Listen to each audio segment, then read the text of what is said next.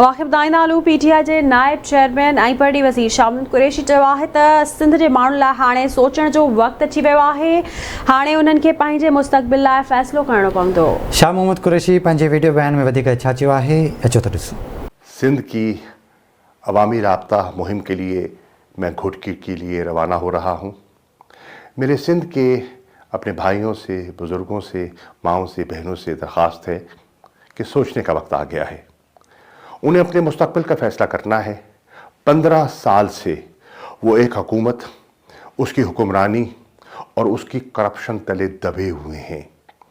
सिंध के हकूक़ की आवाज़ बुलंद करने, इमरान खान का पैगाम लेकर, तहरीके इंसाफ का मंशूर लेकर इंशाअल्लाह आज कमू शहीद से मैं सिंध के मुख्तलिफ अज़ला का दौरा करने का इरादा रखता हूँ।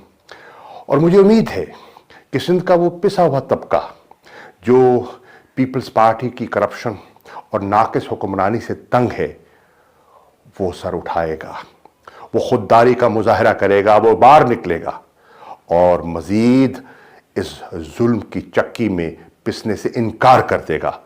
वक्त आ गया है कि ग़ुलामी की ज़ंजीरें तोड़ो और अपने मुस्तक़बिल के लिए बढ़ो। एक पैगाम है, एक फ़लसफ़ा है, एक मंशूर है जो आपकी खिदमत में पेश करने आ रही हैं।